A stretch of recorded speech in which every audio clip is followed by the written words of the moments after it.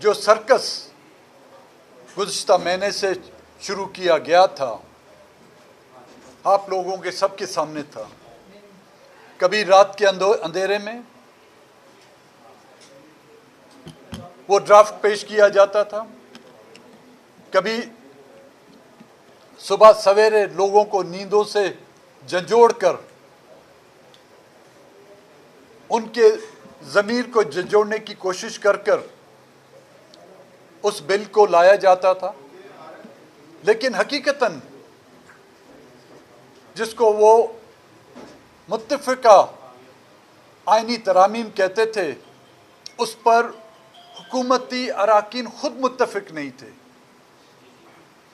جس پر حکومت کے اتحادی خود متفق نہیں تھے, جس کے لیے وہ روز و شام ایک کر کبھی اپنے اتحادیوں کو مناتے تھے, کبھی اپنے پارلیمنٹیرین کو مناتے تھے, اور تو کبھی بزور طاقت اپوزیشن کے ممبران کو, چاہے ان کا تعلق سینٹ سے, چاہے ان کا تعلق قومی اسمبلی سے, ان کی وفاداریاں تبدیل کرنے کی کوشش کی جاتی تھی. کل یہ ڈرامہ اپنی حتمی شکل کو آپ پہنچا. اس سرکس کا کبھی ایک زمانے میں ہوتا تھا یہاں پہ لکی سرکس, اب اس سرکس کو کیا نام دیں گے؟ شریفوں کا سرکس, زرداری کا سرکس, یا ISI کا سرکس؟ جس انداز میں لوگوں کو زبردستی لے آ کر ان سے ووٹ لیے گئے آپ کے سامنے تھا. بلوچستان نیشنل پارٹی کے 2 سینٹ کے اراکین غائب تھے. 16 اکتوبر کو ہمارے دونوں سینیٹروں کو اٹھایا گیا. ایک کو بڑی مشکل سے پرائم منسٹر کی طرف سے جو لنچ کا انتظام کیا گیا تھا اس میں اس کو پیش کیا. اس خاتون نے اپنے آنسوؤں اور اپنے سسکیوں سے اپنی آپ بیتی کا اظہار کیا.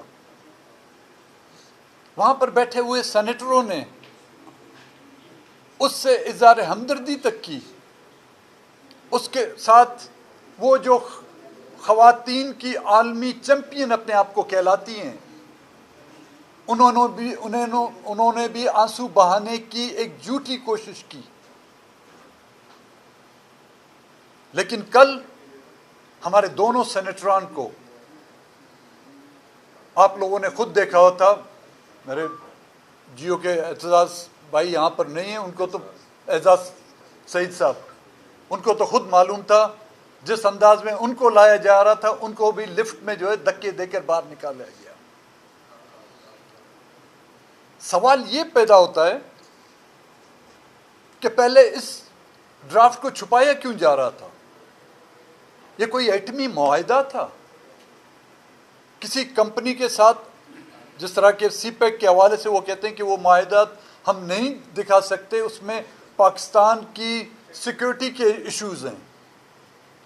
آئینی ترامیم میں تو کوئی سیکیورٹی کے ایشوز نہیں ہونے چاہیے. وہ آج اگر پاس ہو جاتی ہے اور کل گیزیٹیئر کے تھرو پرنٹنگ, ان کے پریس کے تھرو کل آپ کو یہاں کی کتابوں کی دکان میں آسانی سے دستیاب ہو جائیں گی, اس کو چھپانے کی ضرورت کیا تھی؟ اور اس کے لیے آپ لوگ اس طرح کے ہتھ کنڈے استعمال کر کے کسی کی منشا, کسی سیاسی پارٹی کی منشا و مرضی کے بغیر ان کے اراکین کو زد و کوب کر ان کو اغوا کر ان کے بچوں کو یرغمال بنا کر ان سے اس آئین کی ترامیم کی منظوری لی جائے, تو یہ آج نہیں, آنے والی تاریخ میں نہ کہ صرف سیاہ الفاظوں میں لکھی جائے گی.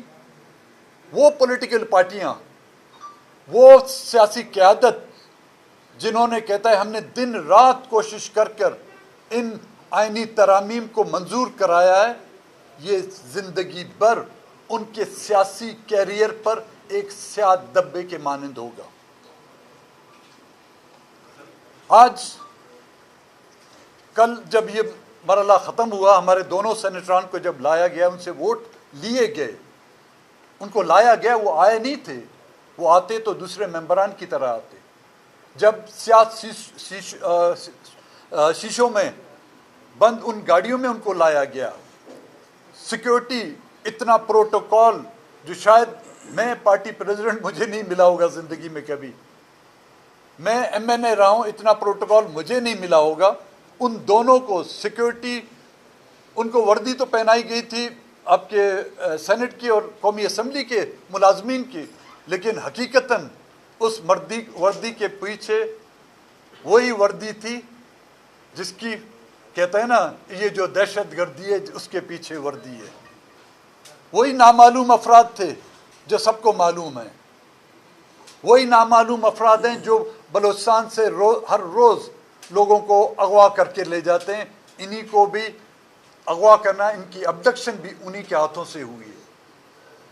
تو پارٹی نے یہ فیصلہ کیا کہ وہ اراکین، چاہے وہ کسی مجبوری کے تحت، زیادتی کے تحت، جبر کے تحت، انہوں نے اس ایک غیر آئینی، ایک سیاہ ترین آئینی ترامیم میں ووٹ دیا ہے، وہ اپنا سینٹ سے استعفیٰ پارٹی کو پہنچا دے۔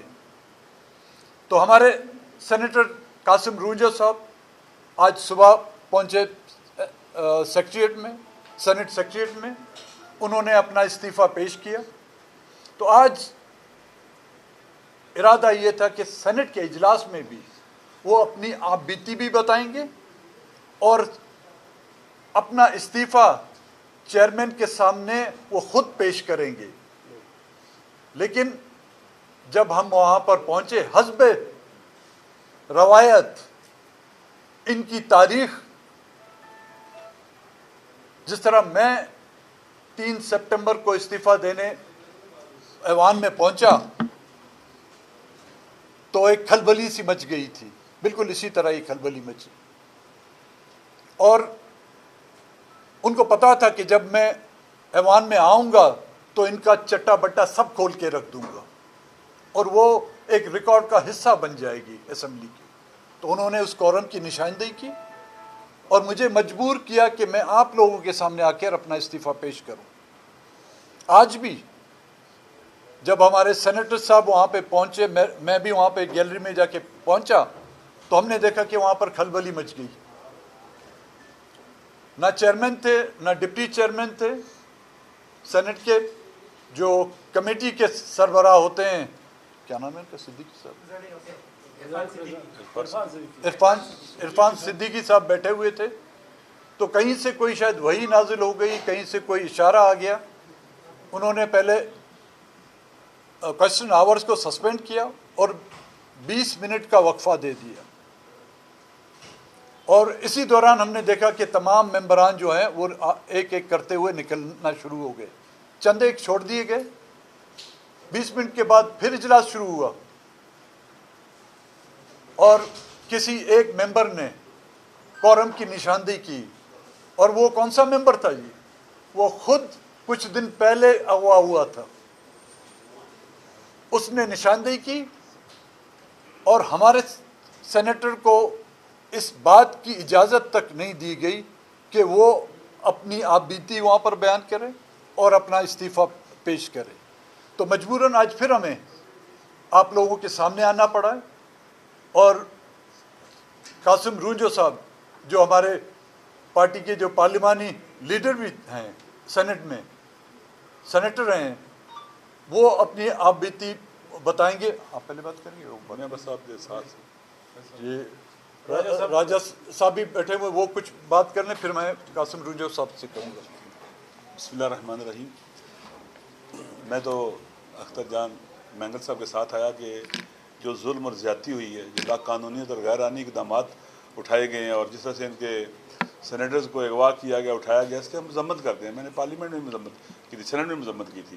دیکھیں جس طرح سے یہ آئینی ترامیم کا ایپیسوڈ چلا، اپنے آپ کو جمہوری کہنے والے جتنی بھی فورسز ہیں جو حکومت میں ہیں جنہوں نے کام کیا انہیں چلو بار پانی لے کے اس پہ ڈوب مرنا چاہیے. وہ بھی گٹر کا پانی. وہ بھی گٹر کا. یہ ان کے لیے واقعی ڈوب مرنے کا مقام ہے, چاہے وہ نون لیگ کی لیڈرشپ ہو, چاہے پیپل پارٹی کی لیڈرشپ ہو, چاہے ان کو ووٹ دینے والے جو ہیں. لہٰذا یہ جو کام کیا گیا ہے پاکستان کی تاریخ کا, یہ سیاہ ترین ہفتے تھے اور یہ دن تھے جن میں یہ دن رات لوگوں کو پریشرائز کرنا, لالچ دینا اور اغوا کرنا, یہ پاکستان میں ہوتا رہا ہے. اور ایک بھی حکومت کا سینیٹر نہیں بولا یہ ظلم ہوا ہے سینٹ کے اندر, آواز نہیں نکلی اس کی. یعنی ایسے لگتا تھا یہ بھیڑ بکریاں ہیں جن کی اپنی کوئی مرضی ہے ہی نہیں ہے. یہ پاکستان کے عوام کو اب دیکھ لینا چاہیے کہ کون سے لوگ سینٹ میں اور پارلیمنٹ بیٹھ کر ان کے لیے فیصلے کر رہے ہیں پاکستان کے اور ان کے فیوچر کے فیصلے کر رہے ہیں, جن کی اپنی کوئی رائے نہیں ہے, کوئی مرضی نہیں ہے. بعض کو میں نے دیکھا سینیٹرز کو ان کی آنکھوں میں کہنے آنسو تھے کہنے کہ ہم مجبور ہیں ہم ووٹ دینے پر, لیکن ہمارا دل نہیں کر رہا ہے. یعنی اس طرح سے یہ بھیڑ بکریاں ہوتی ہیں, انسان ایسے نہیں ہوتے ہیں. اللہ نے انسان کو آزاد خلق کیا ہے, غلام بننے کے لیے خلق نہیں کیا اور آزاد رہنے کے لیے خلق کیا ہے. یہ سینٹ بھی ہو, پارلیمنٹ بھی ہو, یہ غلاموں کا سینٹ ہے, یہ غلاموں کی پارلیمنٹ ہے جس میں کسی کی رائے نہیں ہے. رائے کس کی ہے؟ جو پاکستان پر پہلے ڈائریکٹ مسلط ہوتے تھے, اب انڈائریکٹلی مسلط ہو کر ان سے وہ کرتوت اور سیاہ کام انجام دے رہے ہیں جو ساری زندگی ان کی زندگی کی کتاب پر یہ سیاہی باقی رہے گی اور یہ کبھی بھی ان کا پیچھا نہیں چھوڑے گی.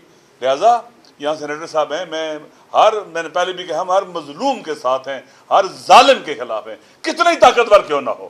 لہٰذا ہم اس کی مذمت کرتے ہیں اور ہم اس مسئلے میں, اور ویسے بھی ہم تحریک بحالی جمہوریت آئین پاکستان کے اندر مینگل صاحب کے ساتھ ہیں اور ہم اکٹھے ہیں اور انشاءاللہ العزیز اس ظلم کے خلاف جدوجہد کرنے میں ہم اکٹھے رہیں گے انشاءاللہ. بڑی مہربانی.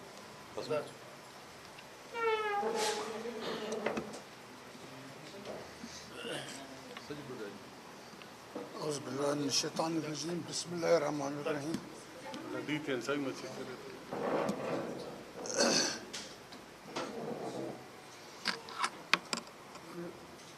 میرے پریس کے میڈیا کے دوستوں عزیزوں, ادھر کوئی بڑی لمبی چوڑی بات نہیں ہے, بس میں ایک ادنا ورکر تھا بلوچستان نیشنل پارٹی کا. بچپن سے ہی صدر عطا اللہ مینگل کی باتیں ون یونٹ کے زمانے میں سے لے کے ون یونٹ کو توڑنا, پھر ون یونٹ کو واپس صوبے بحال کرنا, اور بہت ساری ان کی خدمات ہیں بلوچستان کے لیے ہمارے, ان کو دیکھ کے ان سے بہت متاثر تھا. ابھی جلا وطنی کے زمانے میں ابھی جب آئے وہ تو ملاقات ہوئی تو مجھے انہوں نے خود ہی کہا کہ آپ آ جاؤ, میرے ساتھ شامل ہو جاؤ, ورکر کے ساتھ بچوں کے ساتھ کام کرو, کیونکہ تمہارے علاقہ سب سے پیچھے ہے. اور ان کے الفاظ تھے کہ 77 سال 75 سال انہوں نے بولا ہوگا, ابھی 77 ہو گئے ہوں گے, ایک ہی آدمی جیتتا آ رہا ہے تو کوئی آدمی ہے نہیں ادھر, کوئی لڑکا نوجوان یا کوئی بڑا. 70 سال سے ایک آدمی کو کوئی خفیہ طاقتیں جتواتی آ رہی ہیں, تو آپ تھوڑا ہمت کرو, آپ کو اللہ نے دیا بھی ہے. ان کے کہنے پہ ان کی بلکہ پوری سیاست سے متاثر تھا میں, ان کی پوری سیاست سے کہ بھائی وہ غریبوں کے لیے انسان کوئی ایسا ہو جو اویلیبل ہو. وہ سوچ کے میں آیا کہ میں بھی کچھ کروں اپنے علاقے کے لیے, لیکن یہ 3.5 سال کی داستان میں ابھی بیان نہیں کر سکتا آپ سے. بہت عذاب سے میرے کٹے ہیں یہ جو سینیٹ کے 3 سال 3.5 سال. قومی اسمبلی کے بل آتے تھے, آئین چل رہا تھا. بھائی پبلک ایشو پہ بات کرنے کے لیے تھوڑا سا وقت کبھی مل جاتا تھا. تو یہ اس طرح کی یہ داستان ہے اس ملک کی. یہاں جو حاکم ہیں ان کی چلتی ہے, ان کے فیصلے چلتے ہیں, وہ فیصلے کرواتے ہیں اور عمل بھی کرواتے ہیں, سب چیزیں. یہ سب ہوا ہے ادھر, ہمیشہ سے ہوتا رہا ہے, ابھی کی تاریخ نہیں ہے, آج کی نہیں ہے. یہ پورے 70 سال سے یہی چل رہا ہے ادھر. ابھی پتہ جب ہم پہ گزری ہے تو اب پتہ چلتا ہے کہ فیصلے کیسے ہوتے ہیں. इन अल्फाज के साथ मैं आप लोगों का सबका शुक्रिया अदा करता हूँ। मैं ज़्यादा बोलूँगा तो कुछ और मसले पेचीदा हो जाएंगे। बाकी मैंने यहाँ इस हाल में बेहिस हाल लोगों के साथ बैठना अपना समझ से बाहर समझा तो मैंने रिज़ाइन किया हुआ है। इधर किसी का कोई आसरा ना लगाया कि काम होंगे, इधर बहुत ही बस समझ से बाहर है। काम की बात तो बिल्कुल कोई भी नहीं करता है। ये सब होशियारी चालाकियाँ और ये सारे पता नहीं कहाँ से पैदा हो गए हैं ये सारे। इनमें पॉलिटिशियन तो मुझे बहुत कम नज़र आए। अपने सेनेटरों की बात कर रहा हूँ, अपने हाल की बात कर रहा हूँ, जो दूसरे की बोली बोलते हैं, उन्हीं बोली में उनको शाबाशी मिलती है या क्या है, खुश रहते हैं, बड़े मस्त रहते हैं। मैंने कहा इनको तो अवाम का तो क्या है, गरीब अवाम कहाँ किस हाल में पड़ी हुई है, क्या है, तो ये तो उनको ताल्लुक ही नहीं है। आप अपनी बेटी भी सर थोड़ी सी सुना दें, क्या हुआ आपके साथ ये 3-4 दिन, क्या तफसीलात थोड़ी सी बता दें, आप बीती बता दें। तफसीलात का कोई ख़ास नहीं है। ये जोरावर लोग थे, जो भी थे, जहाँ से भी आए थे। 6 दिन मुझे मेहमान बनाया, 6 दिन 7 दिन। वो मच्छरों के काटने से एक पहले मैं डायलिसिस का